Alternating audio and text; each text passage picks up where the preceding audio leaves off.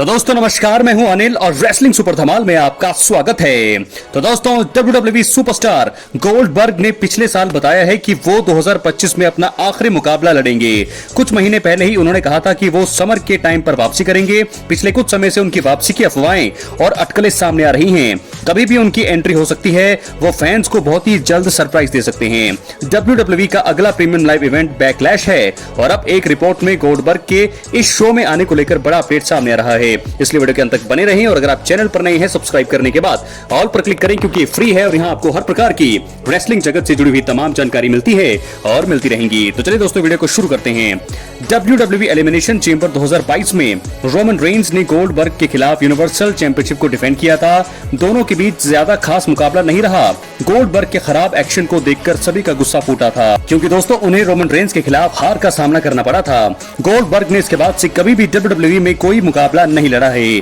पिछले साल उन्होंने अचानक भी बयान दिया कि वो आखिरी मुकाबला लड़ेंगे। दिग्गज जर्नलिस्ट बिल एप्टर के साथ एक खास सवाल जवाब सेशन के दौरान रेसल वोर्ड्स ने बताया कि गोल्डबर्ग के बैकलैश में हिस्सा लेने को लेकर कोई भी पुष्टि हुई नहीं है। गुंथर के साथ भी उनके आखिरी मैच को लेकर कोई उल्लेख नहीं किया गया है। दोस्तों आपको बता दें कि पिछले साल बैड ब्लड इवेंट में गुंथर ने फैंस के बीच बैठे गोल्डबर्ग के ऊपर खूब निशाना साधकर उनका मजाक बनाया था। गोल्डबर्ग गुस्से में आकर उनसे लड़ने चले गए थे। हालांकि ट्रिपल एच और ऑफिशियल्स ने मामले को संभाल लिया। तब से गुंथर के साथ उनके मैच के कयास लगाए जा रहे हैं। WWE बैकलैश 2025 में गुंथर का मुकाबला पैट मैकेफी के साथ होगा। वहां पर गोल्डबर्ग आकर गुंथर के साथ अपनी राइवलरी की शुरुआत कर सकते हैं। इसके बाद WWE समरस्लैम 2025 में दोनों के बीच धमाकेदार मुकाबला हो सकता है। गोल्डबर्ग जब भी आएंगे तो जरूर मजा आएगा। दोस्तों रेसलिंग की दुनिया में उनका बहुत बड़ा नाम है।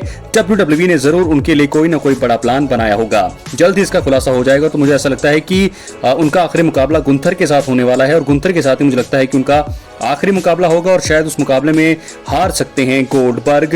क्या है आपकी राय? अपने कमेंट बॉक्स में जरूर दें। तो दोस्तों क्या बैकलैश में मुझे लगता है कन्फर्म करेंगे, बैकलैश में वो रिटर्न करेंगे गोल्डबर्ग और वहां से मुकाबले को टीज किया जाएगा समर स्लैम 2025 के लिए। तो समर स्लैम 2025 में गोल्डबर्ग अपना आखिरी मुकाबला लड़ सकते हैं गुंथर के खिलाफ। क्या लगता है आपको? अपनी राय कमेंट बॉक्स में जरूर। चैनल पर नए सब्सक्राइब जरूर करें। बढ़ते हैं हम अपनी अगली स्टोरी की तरफ जो जुड़ी है 17 टाइम वर्ल्ड चैंपियन और हमारे current undisputed WWE champion John Cena से। तो दोस्तों आपको बता दें कि WWE सुपरस्टार जॉन सीना ने मनी इन द बैंक 2024 में रेसलिंग से अपने रिटायरमेंट की घोषणा की। उन्होंने कहा था कि वो ऐसा इस साल करेंगे और 2025 उनका रिंग में आखिरी साल होगा। अब एक जानकारी सामने आ रही है जिसमें उस तारीख और इवेंट के नाम का खुलासा हुआ है जिसमें जॉन सीना के WWE में आखिरी मुकाबले को फैंस देख सकेंगे। यहाँ ये बात ध्यान देने वाली है कि वो कोई आधिकारिक बयान नहीं है। रेसल वोर्ड्स ने एक Q&A सेशन में दिग्गज जर्नलिस्ट बिल एप्टर को बताया कि जॉन सीना शायद आखिरी बार WWE रिंग और टीवी पर 13 दिसंबर 2025 को नजर आएंगे। उन्होंने बताया कि ऐसा इसलिए संभव है क्योंकि ये इवेंट बोस्टन मैसेच्यूसेट्स में होगा, क्योंकि बोस्टन जॉन का होम टाउन है। उन्होंने बताया कि ऐसा सैटरडेज नाइट मेन इवेंट 2025 के दौरान हो सकता है। 13 दिसंबर 2025 को ये टीवी शो हो सकता है। रेसल वोर्ड्स ने कहा, मैं पूरी तरह पक्का नहीं हूं। अगर सैटरडे नाइट मेन इवेंट 2025 13 दिसंबर 2025 को होता है और उसे बोस्टन में किया जाता है तो वहां जॉन सीना का आखिरी मुकाबला हो सकता है। मैं और कुछ बेहतर नहीं देख सकता हूं। वो इसको 2 हफ्ते खींच सकते हैं और इसको दिसंबर अंत तक ले जा सकते हैं। उस समय हॉलिडे होता है और उस तरह की चीजें होती है। अगर वो इसको 13 दिसंबर के लिए करते हैं और वो भी उनके होम टाउन में NBC पर कर सकते हैं तो उन्हें ये जरूर करना चाहिए और मैं इसकी उम्मीद कर रहा हूं। तो दोस्तों फिलहाल आपको बता दें कि जॉन सीना ने रेसलमेनिया 41 में कोडी रोड्स से अनडिस्प्यूटेड WWE चैंपियनशिप जीती थी और अब उसके बाद उनकी स्टोरी रैंडी ऑर्टन के साथ बिल्ड हो रही है। ऐसे में इन दोनों के बीच एक टाइटल मुकाबला बैकलैश 2025 के लिए बुक किया गया है। अब देखना रोचक होगा कि इसमें किसकी जीत होती है। तो दोस्तों मैं आपको क्लियर बताऊं कि यहाँ पर जॉन सीना ही जीतने वाले हैं, क्योंकि जॉन सीना अभी चैंपियन बने हैं और ऐसे में उनका आखिरी साल भी है। तो ऐसे में उन्हें हार के लिए बुक करना बिल्कुल भी सही नहीं रहेगा। क्या लगता है आपको? अपनी राय कमेंट बॉक्स में जरूर दें। तो 13 दिसंबर 2025 सैटरडेज नाइट मेन इवेंट आखिरी डेट है, ये जॉन सीना की हो सकती है और वहीं आखिरी इवेंट। क्या है आपकी राय? अपनी राय जरूर दें। बात करेंगे हम अपनी फाइनल स्टोरी की तरफ जो जुड़ी है बैकलैश से। बैकलैश 2025 में कई रेसलर्स परफॉर्म करेंगे। एक तरफ जहां गुंथर का मुकाबला पैट मैकेफी से होगा तो वहीं ऐसे कई बड़े नाम है जो कि इस प्रीमियम लाइव इवेंट में नजर नहीं आएंगे। इस वीडियो में हम आपको उन 3 सुपरस्टार्स के बारे में बताने वाले हैं जो बैकलैश 2025 को मिस कर सकते हैं। दोस्तों बात करेंगे सबसे पहले सुपरस्टार की जो है हमारे tribal chief Roman Reigns. Roman Reigns शायद बैकलैश 2025 मिस कर सकते हैं। दोस्तों आपको बता दें रोमन रेंस और CM पंक को पॉल हेमन ने रेसलमेनिया 41 में धोखा दिया था। उसके बाद रोमन 21 अप्रैल 2025 को हुए रॉ में नजर आए थे, लेकिन उनकी हालत सेथ रॉलिंस और ब्रॉन ब्रेकर ने मिलकर खराब कर दी थी। उसके बाद से वो नजर नहीं आए हैं और अब बैकलैश 2025 इस हफ्ते है तो ऐसे में रोमन रेंस को एक मुकाबले का हिस्सा होना चाहिए था।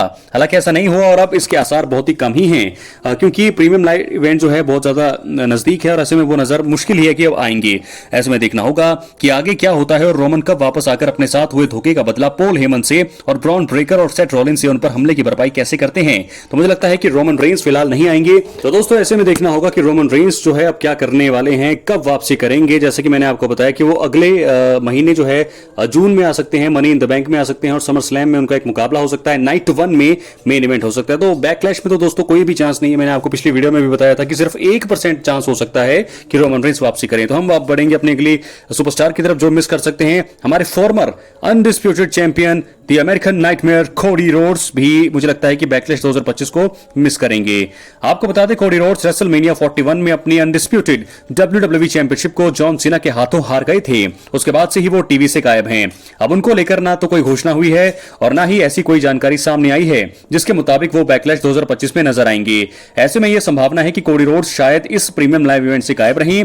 इस समय उनके पास कोई स्टोरी भी नहीं है जिसके चलते उनकी वापसी हो सके। तो ऐसे में फैंस उन्हें बहुत ज्यादा याद करेंगे। तो कोडी रोड्स वैसे भी दोस्तों जॉन सीना से जब से हारे हैं बहुत ज्यादा मायूस दिख रहे हैं और ना ही उन्हें कहीं इतना ज्यादा सपोर्ट भी किया गया है। तो कोडी रोड्स फिलहाल इस समय ब्रेक पर रहेंगे और आने वाले समय में मुझे लगता है कि वो भी मनी इन द बैंक या समर स्लैम के आसपास जो है वापसी करेंगे। और देखना होगा कि आते ही वो जो है अपनी स्टोरी किसके साथ शुरू करते हैं। क्या वो आते ही जॉन सीना के साथ रीमैच की मांग करेंगे या फिर उनकी स्टोरी किसी नए सुपरस्टार के साथ शुरू होती है। अपनी राय कमेंट बॉक्स में जरूर दें। चैनल पर नए सब्सक्राइब करने के बाद ऑल पर क्लिक जरूर करें। अब हम बात करेंगे अपनी आखिरी सुपरस्टार के बारे में जो बैकलैश मिस कर सकते हैं। दोस्तों हम बात करेंगे जो रेसलमेनिया 41 में जीते, जिन्होंने जो है रोमन और पंक को हराया, सेथ फ्रिकिन रॉलिन्स। जी हां दोस्तों, सेथ रॉलिन्स ने भले ही रेसलमेनिया 41 में अपना ट्रिपल थ्रेट मुकाबला जीता हो, लेकिन उसके बाद भी उनके पास कोई स्टोरी इस समय नहीं है। इसके चलते उनके लिए बैकलैश 2025 में नजर आना मुमकिन ही नहीं है, क्योंकि रोमन और पंक इस समय नहीं है। पंक हालांकि पिछले हफ्ते आए, लेकिन अब जो है उनकी स्टोरी एकदम से बिल्ड नहीं की जा सकती, क्योंकि इस हफ्ते जो है बैकलैश है। रॉलिन्स शायद अपनी रोमन रेंस और पंक के साथ स्टोरी को बिल्ड करना चाहते हैं और इसलिए उन्हें 10 मई 2025 को होने वाले प्रीमियम लाइव इवेंट में से बाहर रखा गया है। अब देखना होगा कि हालिया आने वाले रो एपिसोड में वापस आज आए CM पंक के साथ वो कौन सी स्टोरी लाइन को बिल्ड करते हैं। तो इस प्रकार मैंने आपको वो 3 सुपरस्टार बताए हैं दोस्तों, अभी रोमन रेंस, कोडी रोड्स और सेथ रॉलिन्स। तो ऐसे में जाहिर है कि रोमन रेंस और CM पंक अगर नहीं होंगे तो सेथ रॉलिन्स कहां होंगे, क्योंकि इनकी स्टोरी इनके साथ चल रही है। और अगर रोमन और पंक ही गायब होंगे तो सेथ रॉलिन्स भी का कोई भी मतलब नहीं बनता, सेंस नहीं बनता कि वो जो है बैकलैश में जो है उनका मुकाबला हो। हालांकि इंटरफेयर वो जरूर कर सकते हैं अपने ग्रुप के साथ और जिसका भी मुकाबला होगा, अगर सैमी ज़ेन का कोई मुकाबला होता है, सैमी ज़ेन का कोई मुकाबला है नहीं, जे ऊसो का एक मुकाबला है, मुझे लगता है शायद जे ऊसो और लोगन पॉल का मुकाबला होगा और उस मुकाबले में मुझे लगता है कि सेथ रॉलिन्स अपने ग्रुप के साथ आकर जे पर अटैक कर सकते हैं और वहां से एक बार फिर जो है चैंपियनशिप के लिए वो आगे बढ़ेंगे। अपनी राय कमेंट बॉक्स में जरूर दें। चैनल पर नए हैं दोस्तों, सब्सक्राइब करने के बाद ऑल पर क्लिक करें, क्योंकि फ्री है और यहां आपको हर प्रकार की रेसलिंग जगत से जुड़ी हुई तमाम जानकारी मिलती रहेंगी। इसलिए वीडियो को लाइक करें, शेयर करें, सब्सक्राइब करने के बाद ऑल पर क्लिक करें। बहुत बहुत धन्यवाद।